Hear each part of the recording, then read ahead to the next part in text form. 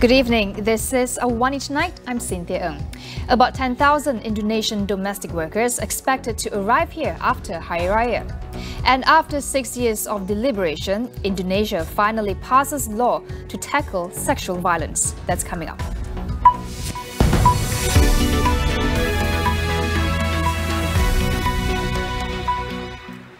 Roughly 10,000 domestic workers from Indonesia are expected to arrive in the country after Hari Raya. Human Resources Minister Datuk Sri M. Saravanan said he is in discussion to bring in more workers from neighbouring countries like Vietnam, Cambodia, Sri Lanka, Nepal and Bangladesh.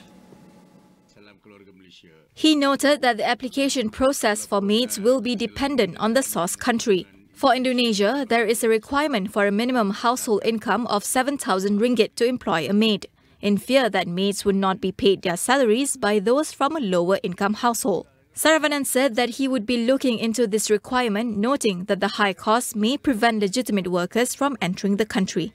Meanwhile, a total of 24,560 foreign workers are expected to complete their interviews by the end of April, as part of the first batch that will come to Malaysia.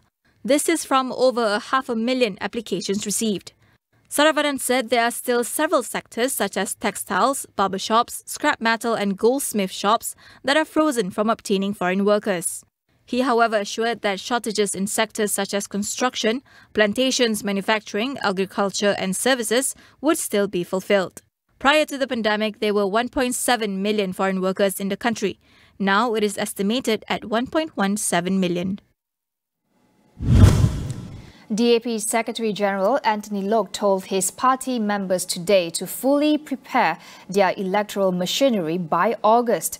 This is in anticipation for the 15th general election, widely speculated to happen this year. Pakatan Harapan has seen a significant drop in support in the previous Johor state election. Anthony acknowledged this, although he said DAP itself managed to defend 10 seats in the state polls.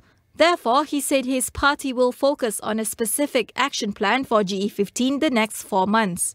Meanwhile, he highlighted that one of the reasons for GE15 to happen is the drafting of the anti-party hopping bill.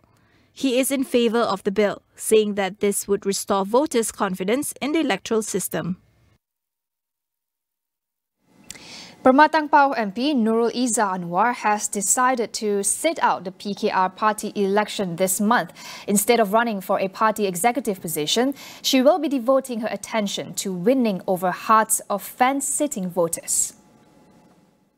The former PKR vice president said this will be done through PKR's Ayo Malaysia campaign. Nurul Izzah said that although she is abstaining from the election, she will be supporting those who are participating in the party contest and hope that people will play fair.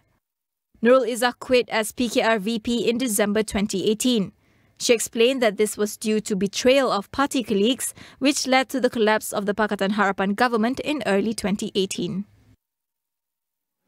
Malaysia's industrial production index grew 3.9% in February year-on-year, a sixth straight month of expansion driven by growth in manufacturing. While Malaysia is expected to sustain steady recovery, economist Professor Dr. Jeffrey Williams warns of continued uncertainty due to knock-on effects from global developments such as the Ukraine crisis and the extended lockdown in China. Manufacturers in Malaysia are very big exporters, and China is our biggest market, our biggest single market. So the impact of the zero COVID policy in China, as we're seeing in terms of citywide lockdowns, tens of millions of people are experiencing lockdowns in the way that we did during the worst periods of the MCO back in 2020 and yes, particularly during 2020. So they're experiencing that again in China. And some of the recent data suggests that as many as 25% of the population of China is involved one way or another in these lockdowns. It's not just in single cities, it's in multiple cities, Shanghai, Beijing and all of it. So there are multiple cities affected. Now what this means is that economic activity in China is subdued, economic consumption, consumer spending in China is subdued, and then that has a knock-on effect to Malaysian companies that want to export into China. On a month-on-month basis, Malaysia's industrial output fell 6.6% in February. If we look, for example, at the Industrial Production Index and we compare that to recent data on the PMI, which is the Purchasing Managers Index, we can see that this data is actually quite soft. Although there is a rebound, we are not seeing the sustained rebound. And actually the data that we've seen recently on the IPI is actually relatively subdued. And the overall trend is down. Monthly, the trend was down. Or monthly, the monthly change was down. And this is partly because we have this rebound due to inventories. And once you've restocked, then you have to sort of wait to sell it. And unfortunately, what we have seen completely, yes, in my view, some things which were completely unforecastable. For example, the conflict in the Ukraine in particular, and what's going on in China in terms of their zero COVID policies. The Medical Cannabis Caucus, or MCC, met with Datuk Sri Ismail Sabri Yaakob today. According to the caucus chair, Syed Said Abdul Rahman, the Prime Minister has agreed to discuss issues related to hemp, cannabis and ketum for medical use. In a press statement, the MCC said Ismail Sabri agreed to further discuss the matter in a cabinet meeting. They also discussed the prosecution of citizens who use cannabis for medical purposes. Other members of the 7-member caucus are Barisan Nasional's Datuk Seri Azalina Othman Said, Pakatan Harapan's Khalid Samad, Dr. Kelvin Yee and Dr. Azman Ismail, Warisan's Dr. Darrell Lee Keng and Independent Dr. Xavier Jayakumar. We'll continue after the break. Stay with us.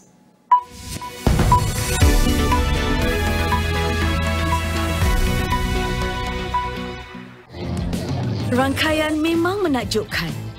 Ia hubungkan kita, corakkan insan untuk kita gagah mara.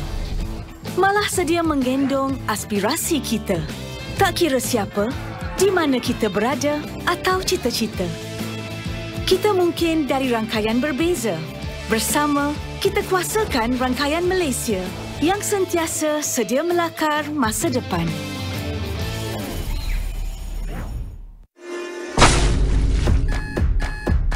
Setiap hari, saya membuat pilihan. Pilihan untuk kehidupan yang lebih baik. Bukan untuk diri sendiri sahaja, tapi untuk komuniti di sekeliling. Baik dari segi moral dan ekonomi. Bagi saya seorang hero. Anda juga boleh jadi seperti saya. Bagaimana? Hai, saya Sanggita Krishnasamy dan saya membeli barangan Malaysia.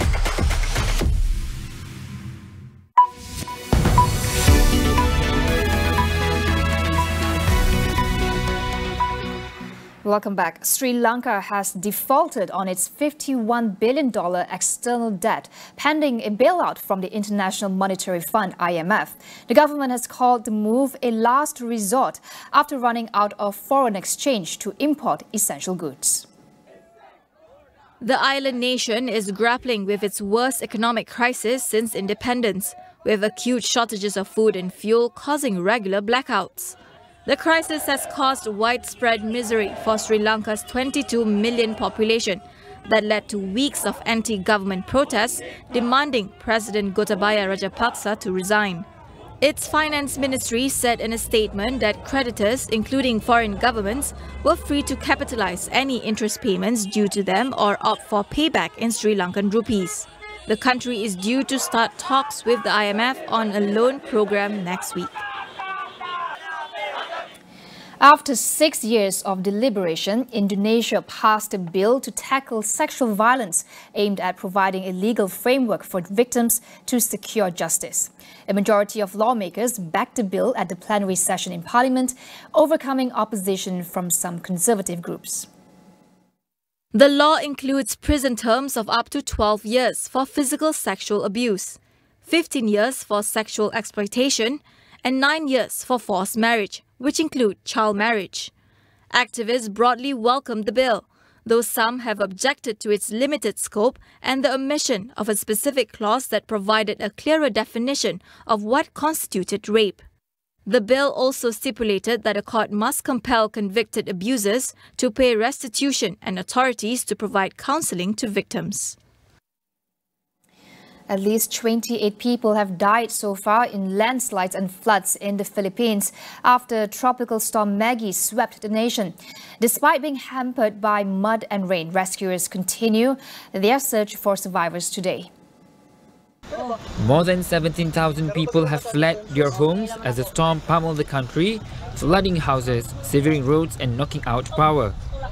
One of the worst affected areas was the province of Leyte, where 22 bodies had been retrieved after being buried under landslide.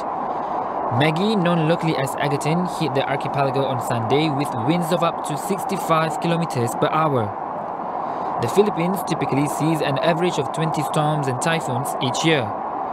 Just 4 months ago, Super Typhoon Rai devastated many of the nation's southeast islands in December, killing at least 375 people and affecting about 500,000 people. Russian President Vladimir Putin has justified his country's invasion of Ukraine, saying he was simply taking measures to ensure the security of Russia.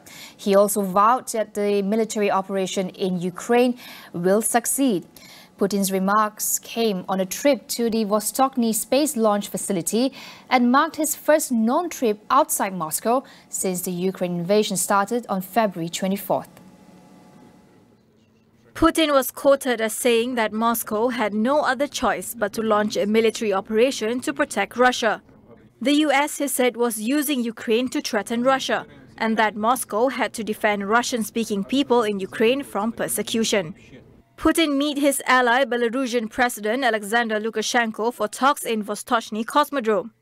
He also warned the West that attempts to isolate Moscow would fail, citing the success of the Soviet space program as evidence that Russia could achieve spectacular leaps forward in tough conditions.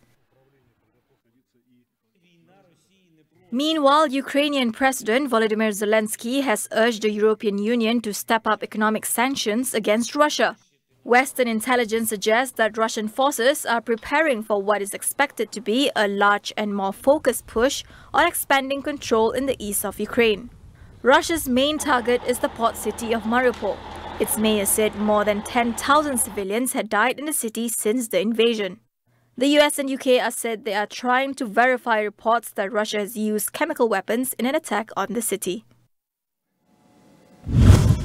The Australian state of Victoria will host the 2026 Commonwealth Games. It will mark the 6th time the Games have been hosted by Australia, but it is the first time a state or region has been awarded the multi-sport event. The 2026 Commonwealth will be staged across several cities, including Melbourne, which hosted the 2006 Games. 16 sports have been confirmed on the initial program, with up to 7 more set to be added. Australia's Gold Coast hosted the last edition of the Games in 2018. The 2022 Commonwealth Games, meanwhile, will take place in Birmingham from 28 July to 8 August. Progress of the anti-party hopping bill has been marred by delays, but should we accept this as part of the process of creating better laws? Tonight on Consider This, we ask our guests what they think about the future of this bill. And that's all we have for you for AWANI tonight. Get all the latest news updates on astroawani.com or through the Astro AWANI app. I'm Cynthia Ng. Thank you for watching.